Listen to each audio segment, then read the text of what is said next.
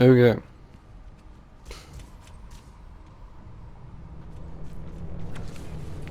Okay, so there seems to be a lot of confusion about the new changes to the console settings, and if you just want what will likely be a quick fix, basically if you had something that was a default setting on here,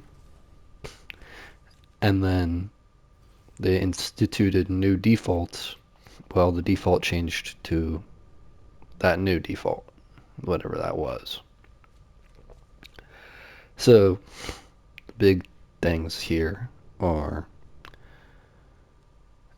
that if you're somebody who had aim smoothing at 100, which was the default, then it changed to whatever the heck they changed it to. I don't know. I never used aim smoothing. I don't really like it. So you can change that back to 100. Aim assist window size. I think the previous default was 100, so if you had it at 100, bada bing, bada boom, put it at 100 if you wanted to feel like it did before. Aim assist ease-in. The grayed out value between window size and projectile heroes here, that's what it was before they changed things. So whatever that gray value is, if you change all these to that gray value, it'll be back to where it was before. And that should be your simple fix on all the new settings to get back to where you were. I don't know if they changed the default sensitivities here. I don't think so. But if they did, then yeah. Now, to get a little more in depth, that's just if you want a quick fix on how to get your settings back to where they probably were. If that doesn't work for some reason, or you're like, I'm already having to learn what these settings do, maybe I should learn about them, maybe change my settings up, get them a bit better. That's what we're going to do here. So, in their blog post, like a week ago or something, we finally got the devs to lay out what every single advanced setting does in their own words, which is something, if you watched one of my previous aim settings videos on this channel, I tried to lay out through the knowledge that I had to create by researching, feeling these settings out, looking at different random Blizzard forums and stuff like this. So it's great that they have those on there, and I'll link the blog post in the description. Now, I'll just explain them in layman's terms, including the new settings, and then after I explain all the settings, I will explain to you what settings you should use, where within you should kind of keep them, and yeah, the kind of tweaks you should make. So, I think there's too much confusion on this. These control how quickly your crosshair will move based off how much you tilt your joystick. The higher it is, the quicker it'll tilt, or the quicker it'll move based off how much you tilt your joystick. Aim assist strength. This affects how much your aim will slow down on a target. Oh, so I guess this is another thing that they increased that. So if you wanted to feel less aim assisty, then turn this down.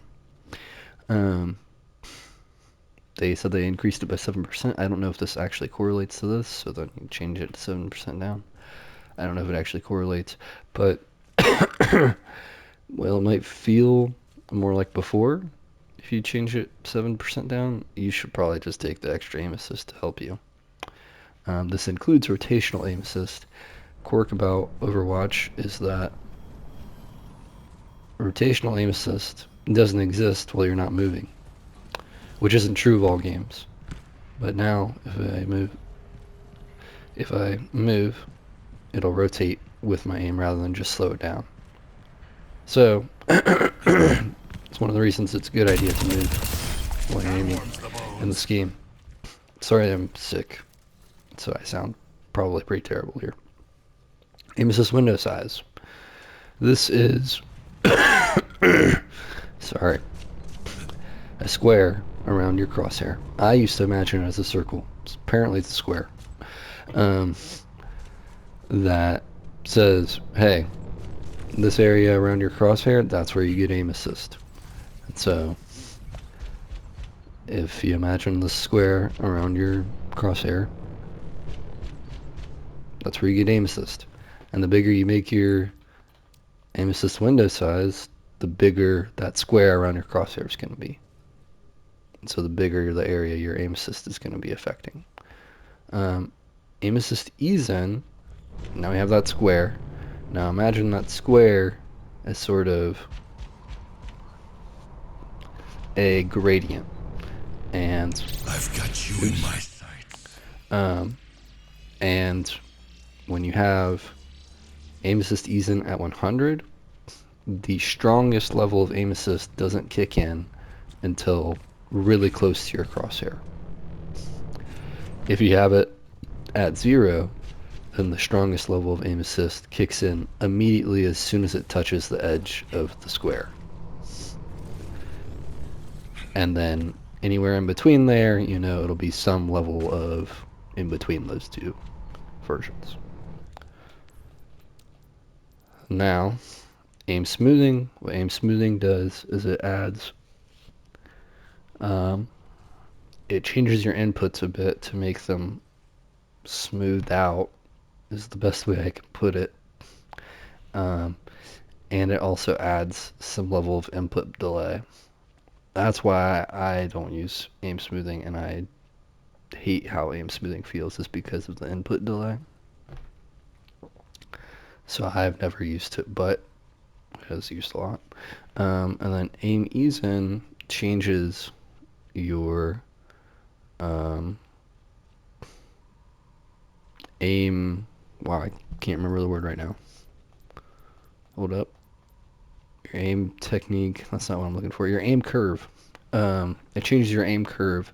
Basically, it makes the start of your aim curve not jump up quickly. And this can be useful for linear, but pretty much never use it on dual zone. Then we have those settings, vibration, dead zones. If you want to change your dead zones, you want to do override, not disable or add, basically. Aim technique, you got dual zone, in which there's fundamentally 2 zones, essentially.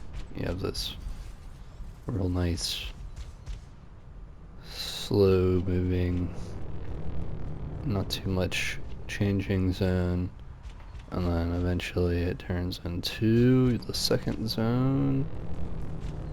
Bada bing, bada boom. And there's the second zone, where you're moving really fast. And that's been increased by the fact that I mess with the new settings. Linear, your aim curve goes up in a straight line, essentially. Which means that it has a really fast starting ramp up, but yeah. I'll get into that here in a minute. Extra horizontal and vertical sensitivity max dead zone. So, sort of same thing as dual zone, but you can control it a bit more. And I have it at 100, so when I tilt my stick all the way, this increases the sensitivity that it is when it's all the way. And this allows me, on a character like Tracer, to be able to do things that we couldn't before on console, like 180 blink punch. Like pass somebody 180 punch it. I'm not very good at it because you could never do it on console. Or similarly, on console you can now 180 pulse bomb, which isn't something you could really do before. And so I'm really appreciative of this as the Tracer player. Um, then the last two settings are just ways of changing this, which is adding a delay to it, and then how long that delay take. So this adds a delay to it, and then this says how quickly it comes into effect. So this changes. I know I explained this clearly. Maybe I should look at the blog post, but this changes. This adds a delay. So you put your stick at full tilt, it'll take a certain amount of time before that full tilt will register as max dead zone increase. This, once max dead zone increase is detected, so if you have it at 0, it'll be instantly. If you have this at some other value, it'll be after that. Then, rather than giving you the full whatever you have here, it'll slowly get up to this. And then this determines how slowly it gets up to whatever your value here is. Okay. And then you can disable aim assist at max dead zone. Maybe that could be useful. I don't think it'll affect much. So, what should you do? So, really popular settings for dual zone are hopeful settings, which is essentially the exact settings I have, but aim assist window size at 100 and aim smoothing at 99. Really popular settings because hopeful, one of the top console players, uses them. Somebody who doesn't like aim smoothing, I put my aim smoothing at 0. And then I also just think having your aim assist window size at 100 is bad. Hopeful uses it for some reason, but when your aim assist window size is at 100, it is really big, and that increases the amount that your aim can just get dragged by a random enemy, or if you're on Ana or something, a random teammate, and mess you up. So I really don't like that. Other thing I like about not running smoothing is I feel like my aim's a lot snappier. I can execute flicks a lot better. I can dual tracer a lot better because, especially now with the new max dead zone thing, I'll actually be able to fully 180 look at the tracer when they blink behind me. But those are really popular settings, and so yeah, try them out, see if you like them. Here's where I would stay within certain values. Aim assist strength, I wouldn't go below 90. Your horizontal and vertical sensitivity, you should have as high as you can handle. Ideally, like, maybe you can mess around with the new settings more now and have lower sense, but then have your max dead zone be higher so that you can turn quickly. But still, I'd want your horizontal and vertical to not go below 50. Higher than 50. At least if you're running dual zone. So this is all dual zone right now, what I'm talking about. Aim assist strength, don't go below 90. Aim assist window size, don't go below 10. And I wouldn't go above 50. Aim assist ease-in, I've seen high-level players put this at 0 and 100. I think this is pretty personal preference of a setting, but I don't like it at 0 at all. So I think it's good to keep this from the 50 to 100 range, but that's pretty optional. Aim smoothing, this one also pretty personal preference-y. I see plenty of great players have it at 100 or 99 or 98. Honestly, I see usually it's a tale of extremes. With dual zone, people either hate this setting and have it at 0, or people love this setting and they have it at like 98, 99, 100. Aim Ezen. If you're on dual zone, do not use this setting. If you want to use this setting, do not have it above 10 for dual zone. This is a linear ramp setting. And then these are definitely personal preference. Figure out if you want to use these kinds of settings and how you want to do them. I think, though, that the best use you're going to get out of them is doing something like what I have here, even if you don't want to put it at 100%, just so you can get basically the ability to do 180s and stuff like that. I think that's what this setting is best used for.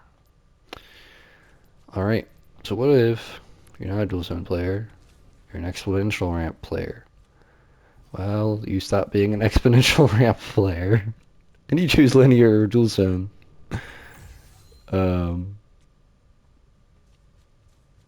No, kind of real though. If you like exponential ramp and it works for you, then I guess keep using it, but I don't know any high-level players that don't use either linear or dual zone, and the majority is still dual zone.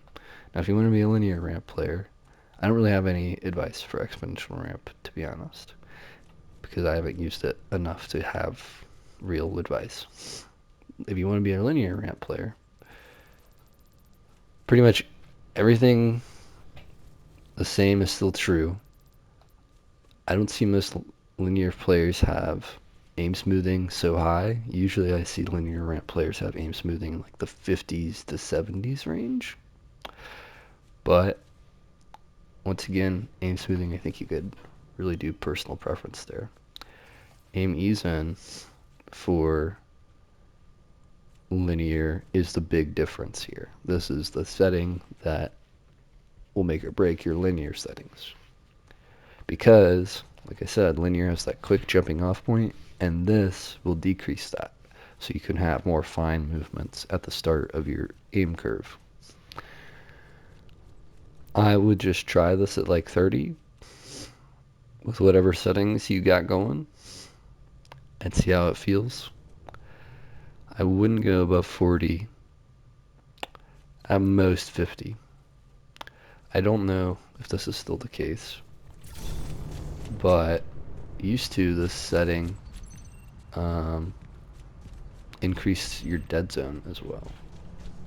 So I don't know if it's still true with the new dead zone settings. It seems like it is, because I'm not getting any stick drift on this controller, whereas I was having it earlier. And you just don't want to increase your dead zone too much.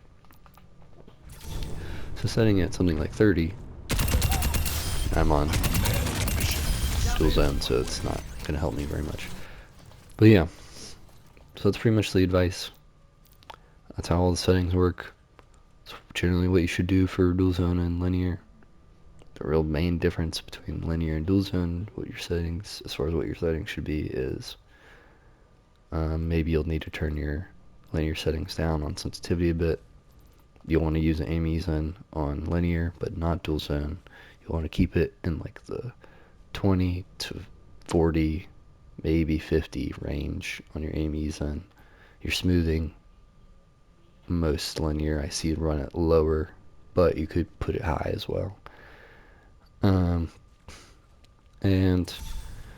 people like to have some sense of validation that I'm a real authority on these sort of matters, so we can look at my competitive play over time here. Consistently masters since season 9, pre-season 9, GM1, and I'm on the grind to actually get back into GM this season. So, in Masters 1 right now, hopefully can hit GM again. Anywho, hopefully this is helpful to you. and see me aim. I have other videos on my channel where I'm a person who's aiming in video games. Yeah, hope this helps, and good luck gaming.